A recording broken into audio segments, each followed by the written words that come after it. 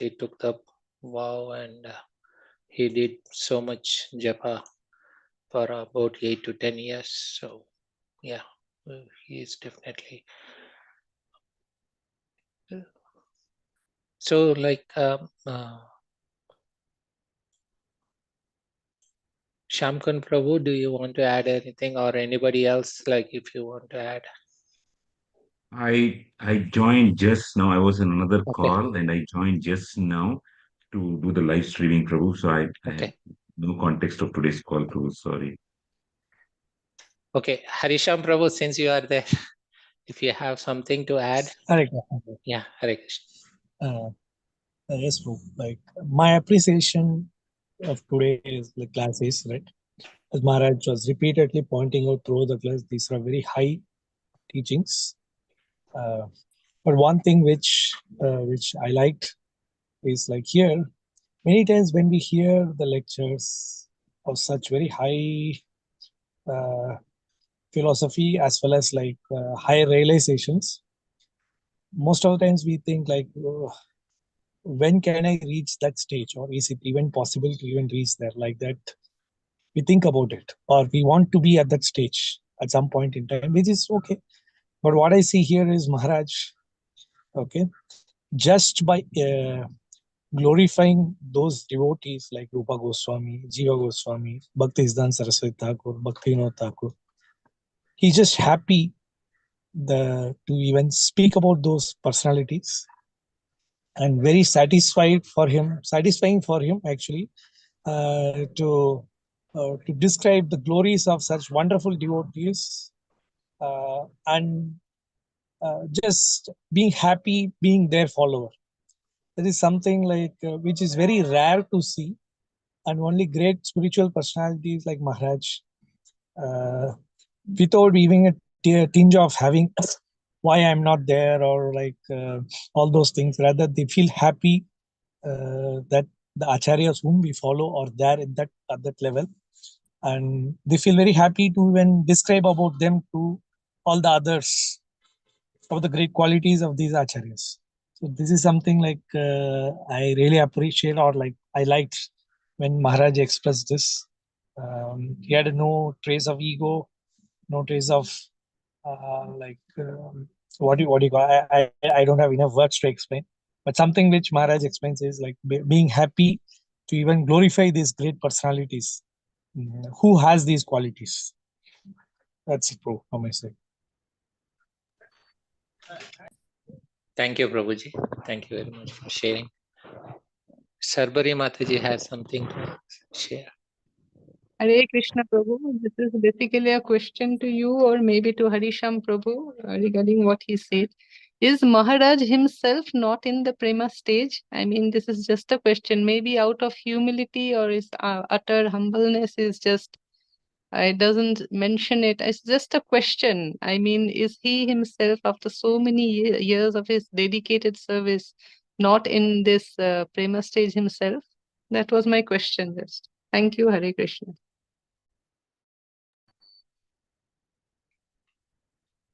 Thank you, Mataji.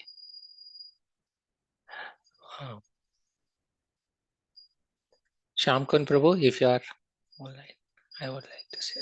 Yeah, I'd like to say something, but I'd like to hear from all of you. Harisham Prabhu, you, Rajeshwari Pran, Mataji, Yogala Kishore Prabhu. He was there, I think.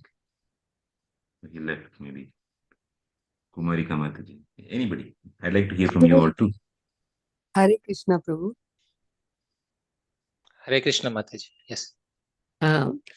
I feel that Maharaj with his humility will not be the person to just come out and say, I have reached the stage of bhava or prema. But we can make out sometimes, yes, at least he is in that stage of bhava. The prema, I do not know. I don't understand also the stage of prema so much. It is so very exalted.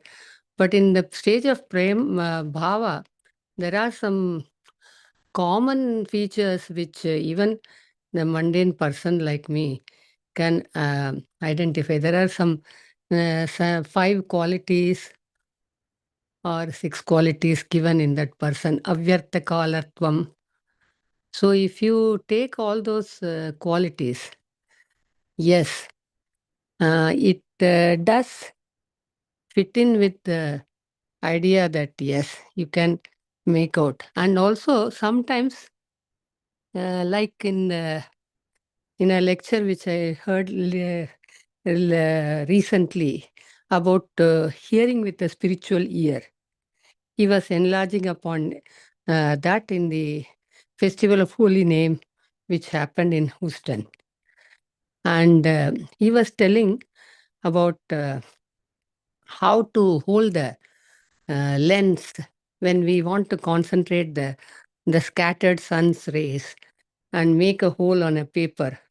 How we try to hold the lens in a particular angle with a steady arm, and then the rays of the sunlight can be focused on that paper and it can burn a hole. And he just said in that speech one single sentence, and you do that, guess what? It works. And he said it very jubilantly in a very nice mood. It was very encouraging. At the same time, on hearing that note in him, I knew that yes, he has made the whole and he has realized things by chanting the holy name. So what has been revealed, he is not going to reveal. He is not a person to come out with anything. He, on the contrary, he will say, putting us also in the same platform. All of us are beginners.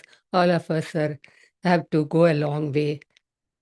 So maybe trying to encourage us, but he is not a person who is going to say that I'm in the platform of Baba. But if you go, I'm not remembering all the points in that practical points by which you can say a person is in Baba. I noted on somewhere. So in that, if you see many of the qualities which I compared, yes, our Guru Maharaj has got all those qualities. If you want, I can post it in the WhatsApp group. I remembered the Avyartha Kalatvam, the not wasting even one moment of time. Like that, people who are in the stage of Bhava, the Nectar of Instruction says, has got some great qualities. And for us, we do not have the realization to really appreciate their status. But then it is possible for us to understand. Yes, it is spiritualization of eye and mind. That is one aspect. And the material aspect will be totally absent. That is another thing. And then meditation will be very intense. That is about the usual Bhava Bhakti that which he had shown. But in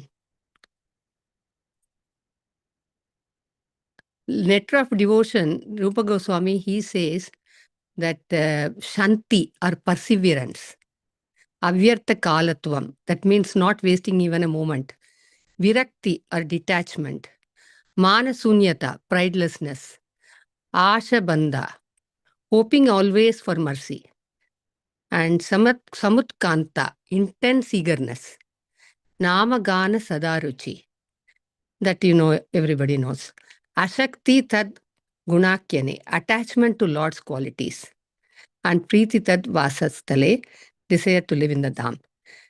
So he is not living in the Dham, but wherever they go, they make the Dham. So they are the Punya Tirthas, as Bhagavatam says.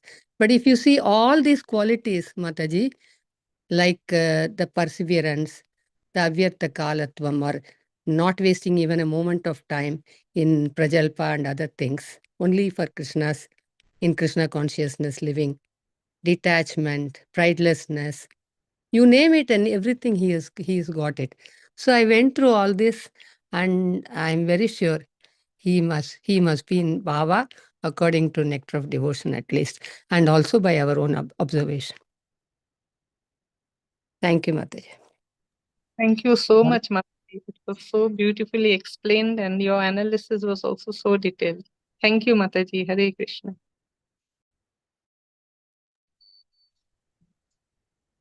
Vinodini Mataji wanted to share something.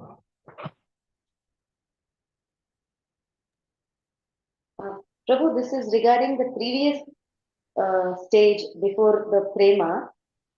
Maybe I can share it later after today's discussion is completed, or maybe tomorrow. It's not urgent.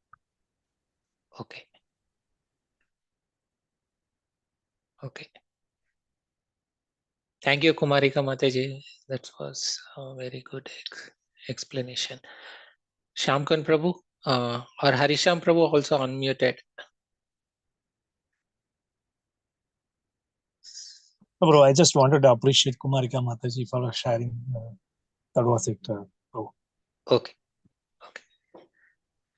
And just to add to it, like to accentuate like Kumarika Mataji's point, okay. One thing is like instead of being speculative, right? Kumarika Mataji very nicely pointed out from Shastric references what Rupa Goswami defined, and we also heard sometimes like very indirectly also we can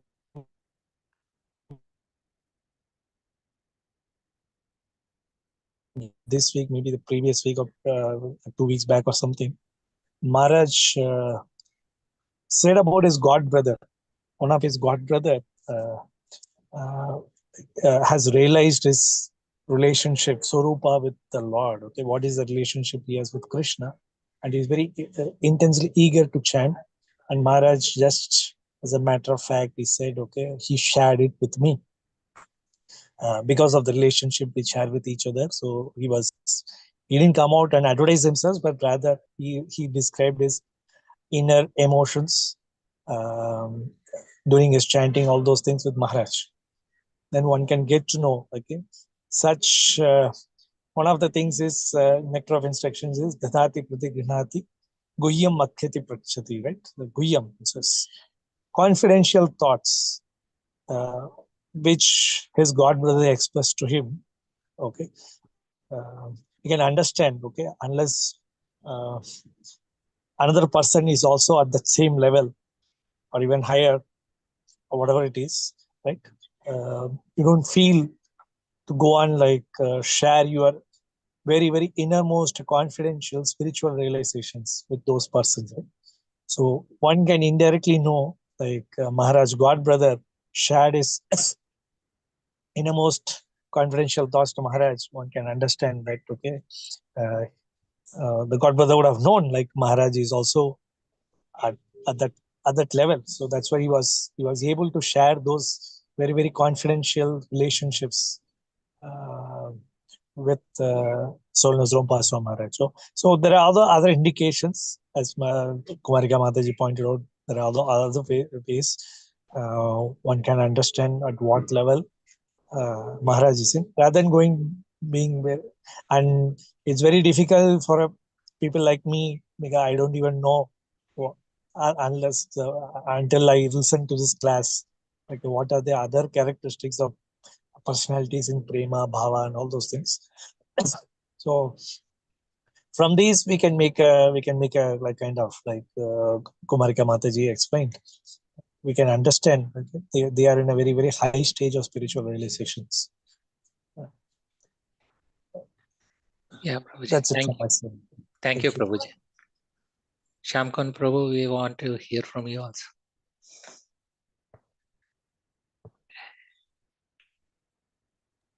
As far as Sharbari Mataji's question, I think everybody has answered it very nicely. I just had one last point in the interest of time. Harisham Prabhu, in the beginning, before Sharbari Mataji's question, he talked about how Maharaj is liking uh, the exalted nature of the devotees like Bhaktisiddhanta Saraswati Thakur, etc. And he's feeling happy, unlike most people saying, "Oh, I'm not yet there." He is happy with other acharyas being in a very high position and being able to just read about or hear about their greatness. In our own lives, something that I have observed, I'm not saying if this is a Shastric evidence here, there are two kinds of families in general. One is a functional family and another is a dysfunctional family. In a dysfunctional family, which I'm not going to ever talk much about, but just to speak there, the the wife has no regard to the husband and the husband has no regard to the wife, and in sometimes they compete with each other and they are there together for just to pass life through because there is no other option. Now let me set aside this case. There may be a good percentage of the families which are dysfunctional, and it's a sad state. It shouldn't be there, but I'm not speaking about this dysfunctional state. In many functional families, properly functioning families, it so happens that typically the lady of the house, the wife, in very particular about it, the wife really likes the achievements and the progress of her husband. There is something that is there amongst ladies where they feel happy that my husband has progressed, and the husband's progress is seen as my progress. Not just that, many times they feel the same thing even for the children.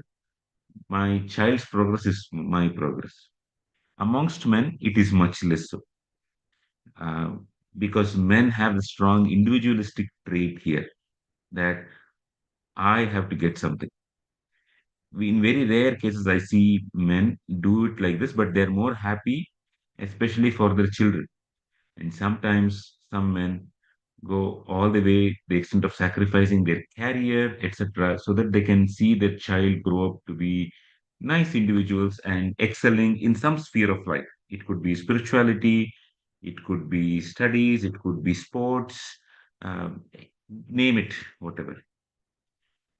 The, the reason I brought up this point here is while it is nice uh, to be happy that my husband is great, etc., or my son is doing great thing, and I'm happy he's so good or she is so good, etc.